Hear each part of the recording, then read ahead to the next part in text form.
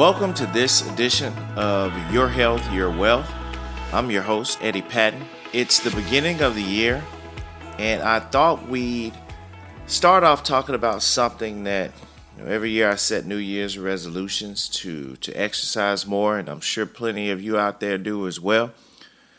But wanted to start off by talking about the true power of exercise from the standpoint of really enhancing your health and your ability, your prosperity, and longevity as well. When you look at exercise and its benefit to health, exercise in different forms and fashion is actually one of the most beneficial things that you can do to enhance your health, to enhance your longevity as well. Certain conditions can be drastically improved by incorporating a generalized exercise routine. And this is for most chronic conditions to even acute conditions, chronic pain conditions to chronic conditions like high blood pressure, diabetes, and so forth. There's still a lot of misunderstanding about exercise. What should I do? What type of exercises? How long should I exercise for? Am I doing myself more harm by exercising?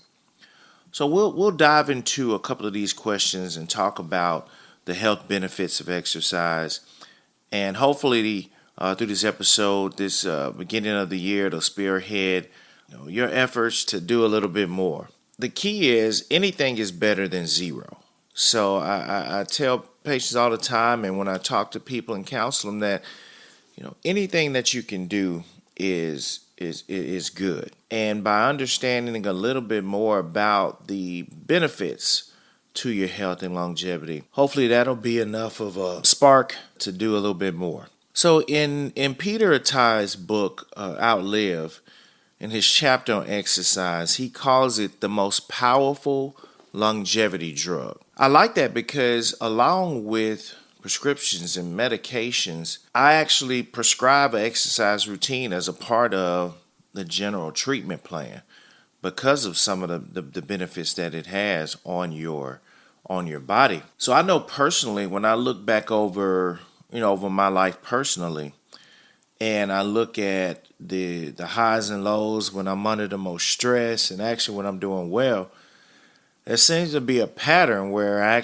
actually have exercised less when I was stressed or on the brink of burning out, and I would exercise more when I was feeling good and doing well. But actually, that pattern is something that I have to work on, and that we really should work on, because you should really consistently exercise even in times when you are going through a lot of stress, or in times when you are going through medical or physical challenges. The thing about it, exercise releases a lot of the right hormones that the body needs to combat emotional problems or depression or anxiety or stress. So that's one thing that I try to conscientiously challenge myself, is that if and when I do go through stressful periods, I actually try to exercise more because of the benefits to your overall health. So exercise in different types has been shown to benefit almost all chronic diseases.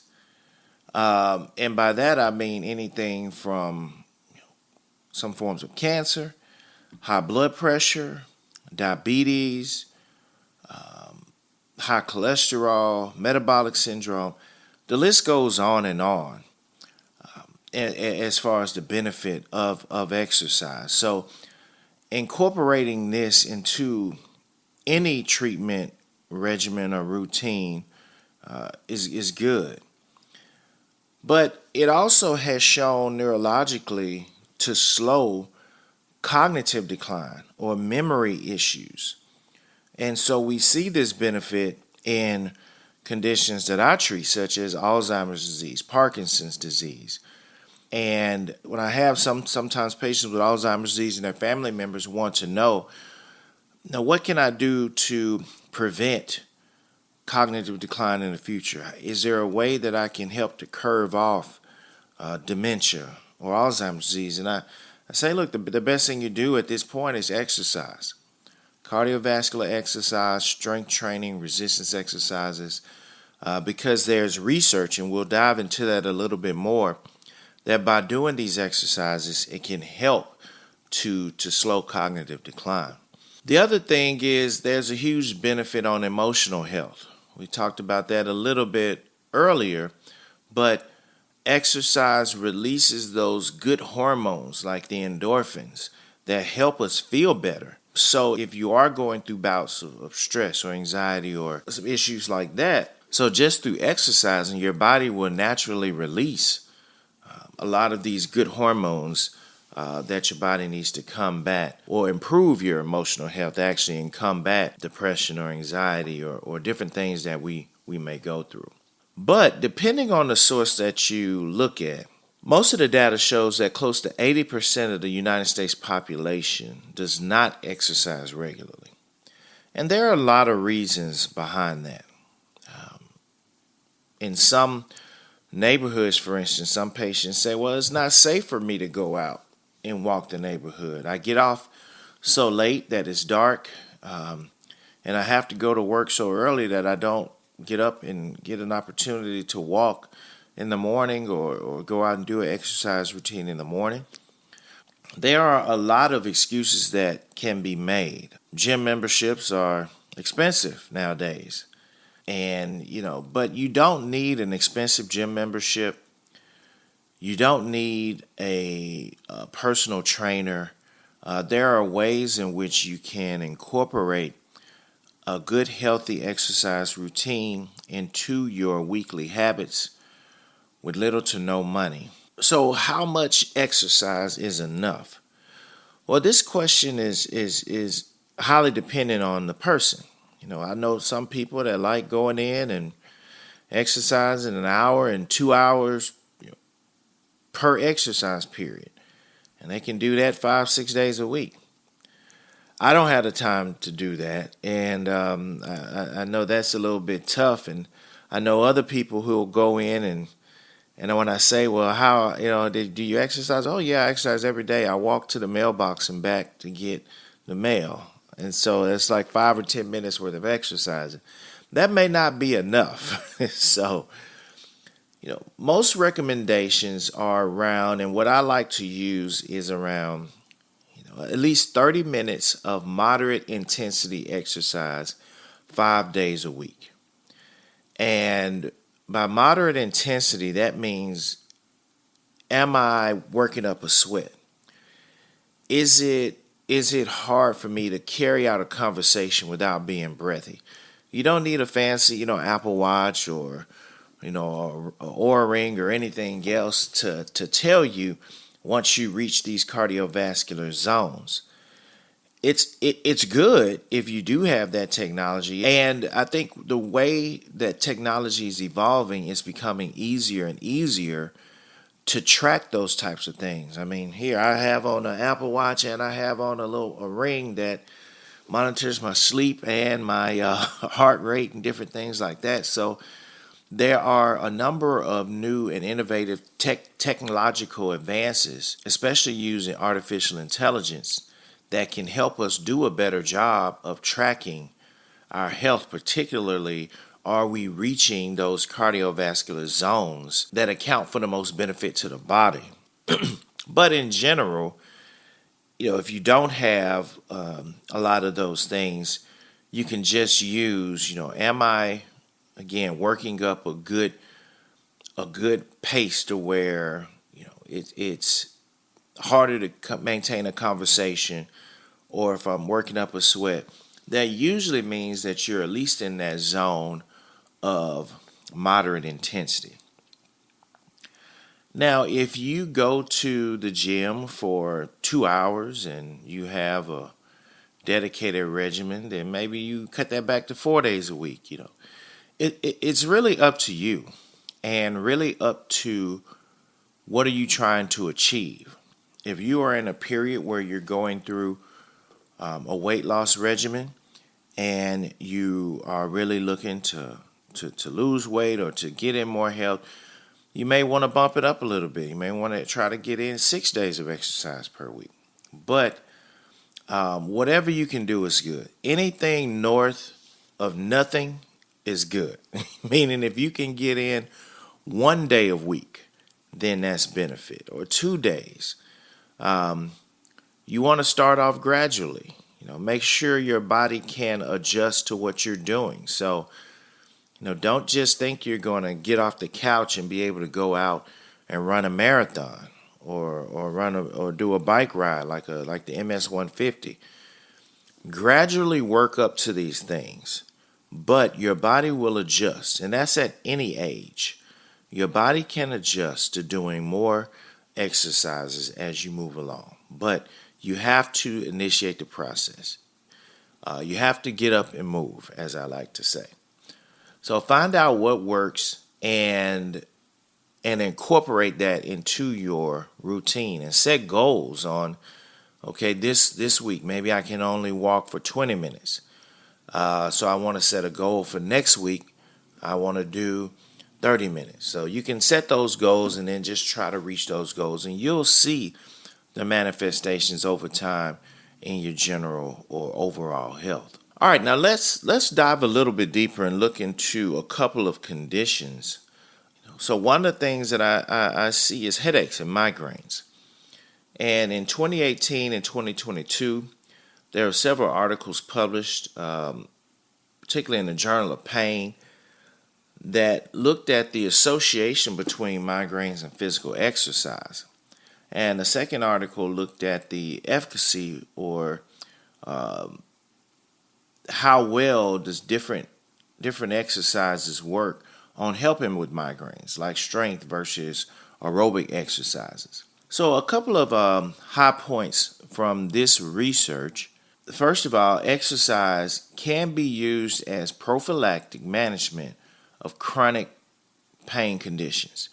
So when you say prophylactic management, that means things that you can do to prevent the migraines, things that you can do to prevent the chronic pain. So exercise, by releasing these good hormones and overall moving the body, can help to prevent and reduce the frequency and intensity of migraines and other chronic pain conditions. Endorphins have been shown to increase after exercise, which lead to better pain relief and less headaches per month. And exercise help with depression associated with migraines. When you have migraines or chronic pain conditions, it can be depressing. It can lead to a lot of depression, a lot of feeling down. Maybe you're missing work days and so forth. So exercise in itself helps to combat some of that depression that's associated with some of these chronic conditions and specifically migraines. So we look specifically at what types of exercises. Strength and resistance training results in a higher efficacy or seem to be a little more effective. I like HIIT exercises, which is kind of a combination of cardio and resistance training, using your body weight, resistance bands, and so forth. But the article did show that high-intensity aerobic exercises worked as well. So this would include jogging, cycling, treadmills, ellipticals, those types of things. So whether you like strength or resistance training exercises or aerobic exercises, as long as you're getting that heart rate up, it is proven, again, in the literature that there is benefit to your health. Alzheimer's disease as well and mild cognitive impairment. There's a lot of data on the preventative effect of exercising cognitive impairment or cognitive decline. Neuroimaging has shown to enhance or improve what's called neuroplasticity, which is actually the brain's ability to repair, to change, and enhance. There's a meta-analysis study and a review article in the Journal of Health Science in 2021 that looked at several exercises and interventions on cognitive function. So number one, the results did confirm the beneficial effects of exercise on both the global and specific health or cognitive domains. It shows that resistance exercises had the highest probability of being the most promising. Aerobic exercises did well or showed good benefit as well. And it did confirm as well a benefit on the activities of daily living. So your ability to just dress yourself and go about your normal day. And then the last condition I'll just mention briefly is Parkinson's disease. Parkinson's disease is a disease that affects the motor functioning primarily, your ability to move. You have a decrease of dopamine. And there have been numerous publications over the years that have shown or proven the benefit of exercise in Parkinson's disease. Things like Tai Chi, yoga, boxing, ballet, dance, all of these things have shown to increase or improve mobility and help with the symptoms of Parkinson's disease. So I always, in my Parkinson's patients, advise as part of a therapeutic treatment regimen, an exercise program. It's very important. So I want to kind of dispel some of the things that may keep people from working out. And hopefully through what we've talked about, you'll see the benefit and it'll be enough to help overcome some of these obstacles. Number one, working out does not have to be expensive. Walking outside is great exercise. I often tell people use the sun early. In Houston, it's really hot, so especially during the summers, but early in the morning or in the evenings, there's therapeutic benefit from vitamin D from the sun. So walking outside is free. You can find a park. If you do have mobility issues or neuropathy, try to make sure you use somewhere with an even surface. So if there's a lot of bumps in the sidewalks and so forth, try the street or if that's safe. But walking is a great exercise. And if you need to add more to your walking regimen, add a weighted vest or some type of resistance or a backpack. Some people will use backpack with just some weights in it as well. That will help to increase your resistance and make even your walking regimen more strenuous to you. You don't need expensive gym memberships or personal trainers. If you can get a gym membership and trainer, that's great. More power to you, and there's definitely benefit to that. But especially nowadays with modern technology, there are plenty of online workouts that you can do for all ages, and I'm talking about senior citizens all the way to kids. There's chair aerobics. There's resistance training regimens that you can do in your hotel if your job causes you, or you have to travel a lot because of your job. There are all types of programs that can be geared towards you and toward whatever your particular situation is. So seek out those things, find them, and make it your own. Number two, make it work for you. I remember there's a member of a board, and there was one board member that would join the calls. She had her laptop or iPad attached to her treadmill, so she would actually attend the board meetings while walking on the treadmill. So think about that. You're actually getting in a 35 to 45 minute good exercise, during the day while you're still working. And so that was a very, very effective and very beneficial thing that she chose to do, which I thought was pretty awesome. So, figure out how to make the workout works for you. Figure out the right time and make it work for you. I like standing desks, even standing during the day. You're actually burning calories just by standing as opposed to sitting. So if you have a job where you're constantly on the computer or sitting at a desk, try an elevated desk, and that will help you to keep moving. I set alarms on my watch to stand every couple of hours or every hour or so. So figure out what works for you. If you have things like peripheral neuropathy or orthopedic issues, knee issues that can cause trouble with walking or running or jogging, then there are other things like an elliptical or stationary bike. So you can find something and find a regimen that works for you. And when we talk about resistance exercises, using things like your body weight, you don't, or medicine balls or resistance balls, you don't have to have a lot of equipment to incorporate a good exercise regimen. It could be just using your body weight, could be using a chair, using things around the house as an exercise program.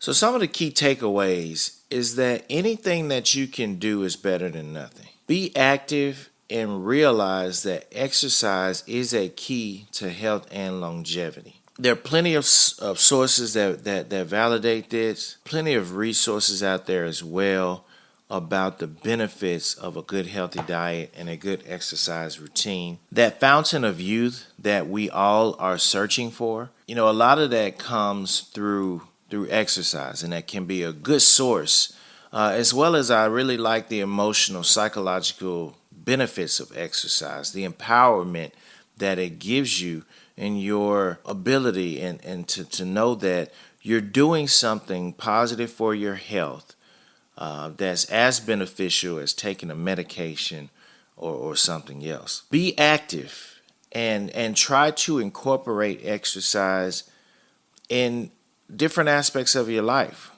Sometimes if I have, for instance, meetings that I have to take over the phone, I'll take the meeting while I'm walking around the neighborhood. I have a set track that I take.